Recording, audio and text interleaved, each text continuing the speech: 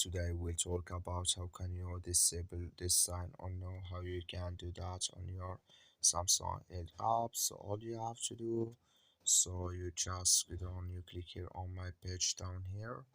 So when you click here on my page, it's going to take us to this list. Then all you have to do, just go above this sign, click on it here.